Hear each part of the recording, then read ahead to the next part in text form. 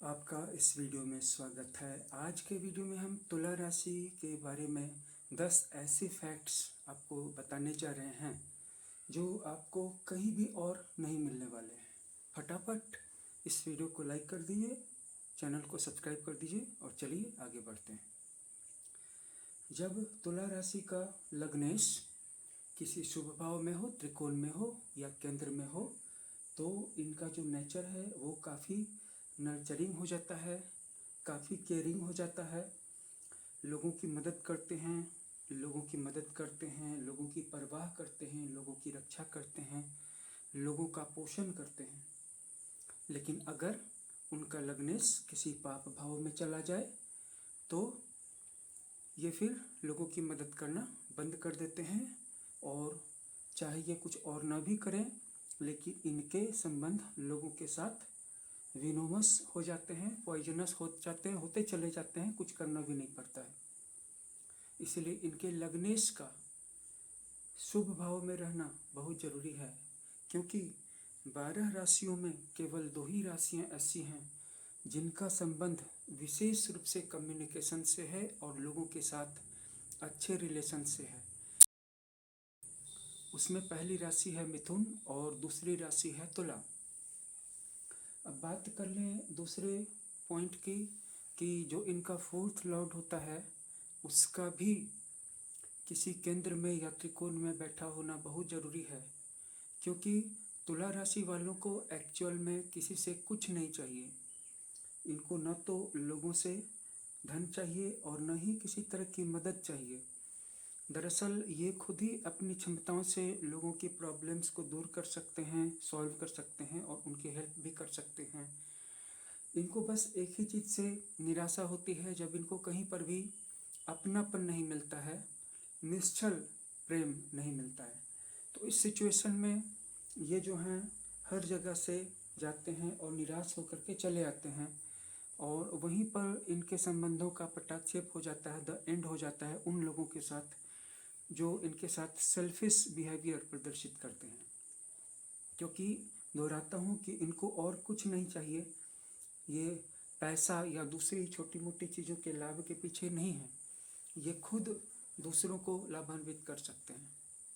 लेकिन इनके चौथे हाउस का जो लॉर्ड होता है उसके स्वामी का अच्छे हाउसेस में पड़ना बहुत ज़रूरी है, तभी इनको अपने उन रिलेशनशिप्स की थ्रेड्स में सेटिस्फैक्शन मिलेगी, पीस मिलेगी, और तभी इनको अपना सब कुछ परफेक्ट और होल लगेगा। जब इनके रिलेशनशिप्स में इनको कठिनाई आने लगती है तो इनके लिए काफ़ी कठिनाई हो जाती है, क्योंकि ये संबंधों को छोड़ के आगे बढ़ने के लिए जैसे बने ही नहीं हैं।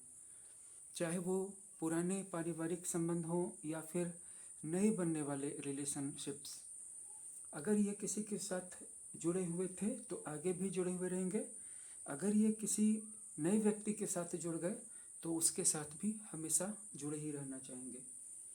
इनको मूव ऑन करने में काफ़ी कठिनाई होती है।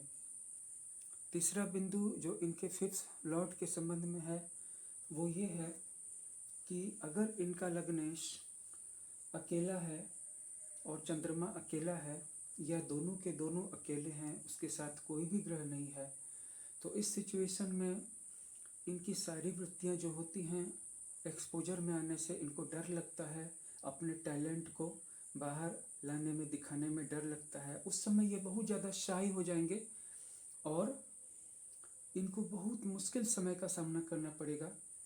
और अगर कोई इन पे हावी होना चाहेगा, इनसे एडवांटेज लेना चाहेगा, तो इस सिचुएशन में भी इनके जो वॉल्स हैं या जो गार्ड्स है वो डाउन ही मिलेगा।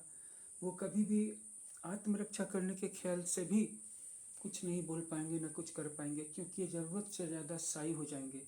इसीलिए इनके लग्नेश का और इनके चंद्रमा का, जो कि स्वाभाविक रूप से तुला राशि में होगा, अकेला होना खतरनाक है। अब बात कर लें अगले बिंदु की कि इनका जो सेकंड लॉर्ड है उसका किसी ऐसे ग्रह से कॉम्बिनेशन हो जाए, मतलब दोनों साथ साथ हों, युति हो, कंजंक्शन हो, जिसका कम्युनिकेशन से संबंध है, खास करके बुध से और राहु से। तो उस सिचुएशन में ये बहुत ज़्यादा बातचीत करना इनको पसंद है, डिस्कशन करना पसंद है, डिबेट करना पसंद है। मतलब एक इन्हें आप एक चहकती चिड़िया कह सकते हैं। जैसे कि एक चिड़िया गीत गाती है, कभी चुप नहीं बैठती है, तो तुला राशि के जातक भी कभी चुप नहीं बैठते हैं।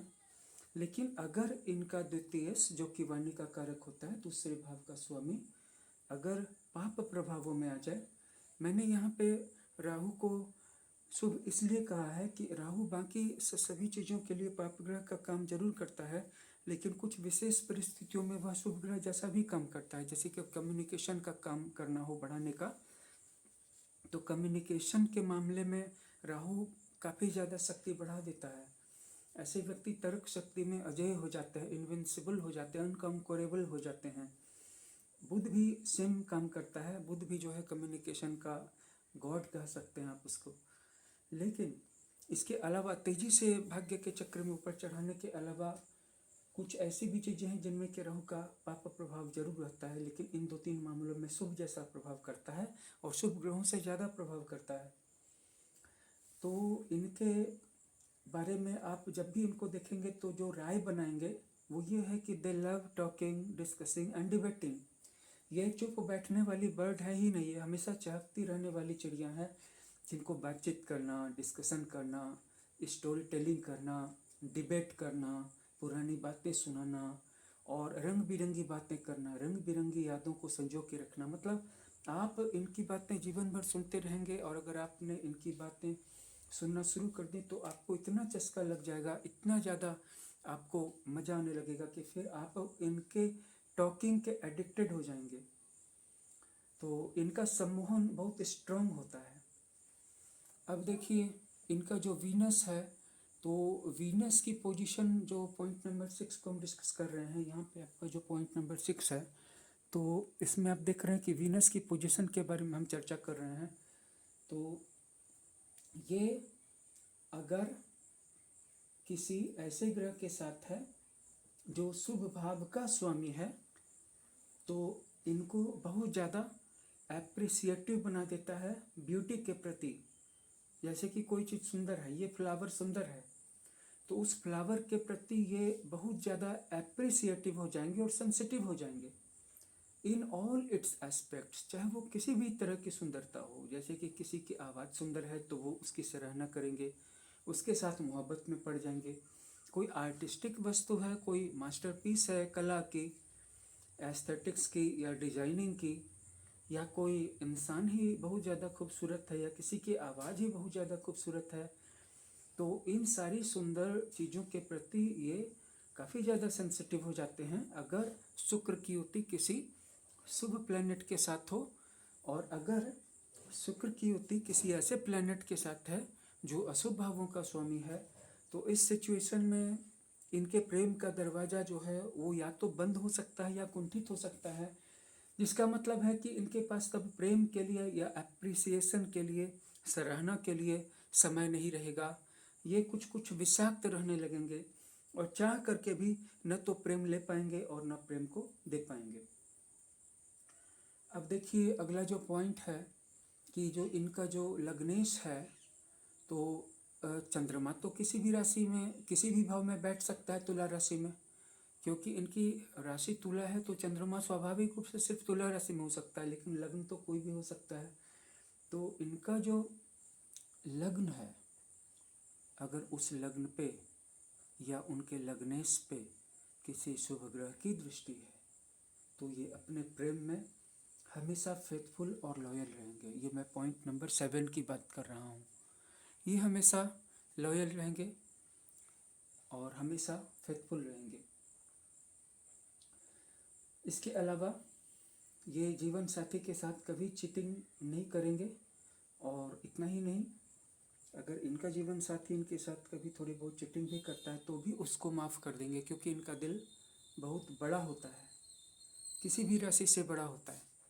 बस शर्त इतनी है कि इनका जो लग्नेश है इस भाव का स्वामी, चाहे इसमें कोई भी राशि पड़ो, मेष राशि हो, मिथुन राशि हो, कन्या राशि हो, कर्क राशि हो, कुंभ राशि, कोई भी राशि हो, कभी कभी तुला राशि भी आ सकती है, तो उस सिचुएशन में इनका राशि और इनका लग्न एक ही हो जाएगा।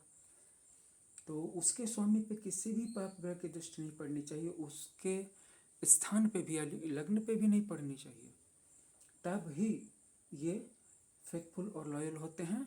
और अगर इनके लग्न स्थान पे किसी पाप ग्रह की दृष्टि पड़ गई और लग्नेश पे पड़ गई, तो इस सिचुएशन में ये जीवन साथी के व्यवहार के प्रति क्रिटिकल हो जाते हैं, आलोचक हो जाते हैं, डाउटफुल हो जाते हैं, और कोई ना कोई ऐसा बहाना ढूंढ लेते हैं जिससे कि जीवन साथी से इनका विलगाव हो जाए या प्रेम उतना न रहे,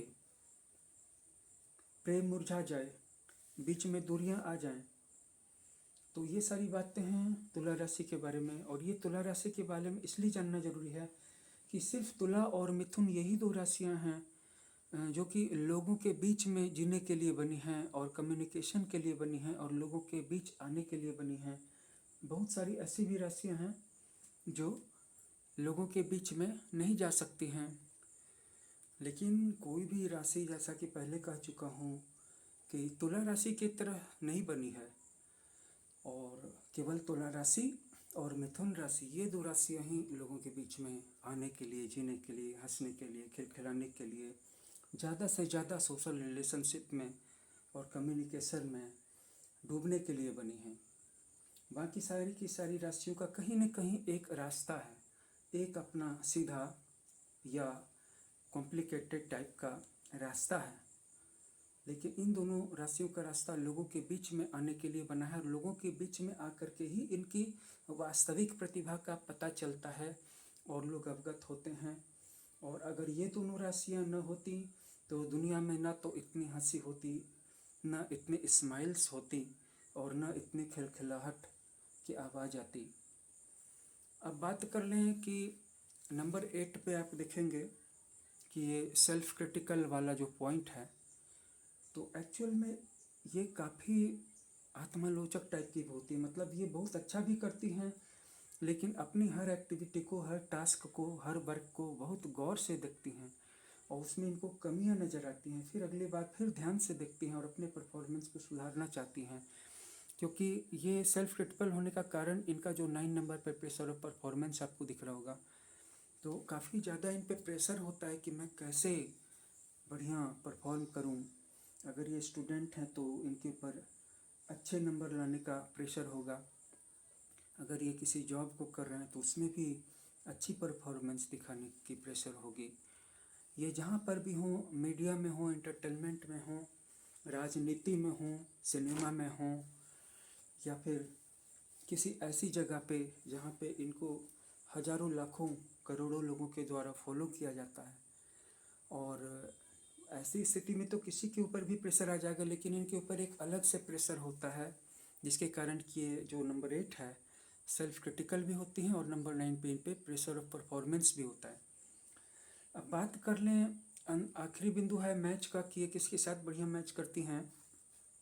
तो मैं पहले ही कह चुका हूँ कि ये वायु तत्व की राशि है, इसीलिए वायु तत्व बहुत तेज इनका दिमाग चलता है। तो केवल 2 और वायु तत्व की राशियाँ हैं, वो है मिथुन और कुंभ।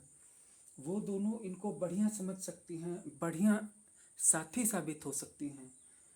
लेकिन इसके अलावा 2 और राशियां हैं जिनके बारे में मैं आपको बताना चाहूँगा। मिथुन और कुंभ के अलावा जेमिनी और एक्वेरियस के अलावा और वो 2 राशियां हैं लियो और सजिटेरियस, यानी कि सिंह और धनु। ये 2 राशियां बहुत अच्छे तरीके से जीवन साथी के रूप में भी और दोस्त के रूप में भी और सलाहकार के रूप में भी, बिजनेस पार्टनर के रूप में भी, हमसफ़र के रूप में भी, कोई एक ऐसा व्यक्ति जो समझता है आपको, आपकी बात सुनता है, तो लियो और सजिटेरियस इस मामले में बहुत अच्छे मैच करते हैं लिब्रा साइन के साथ। तो इस वीडियो को आप शेयर कर दीजिएगा, हमारे चैनल को सब्सक्राइब कर लीजिएगा और लाइक तो कीजिएगा ज़रूर। इसके साथ ही आपसे इस वीडियो में विदा लेते हैं। आप अपना अच्छी तरह से ख्याल रखिए और बहुत जल्द हाजिर होते हैं एक और नए वीडियो के साथ। Thanks for watching Indian astrologer.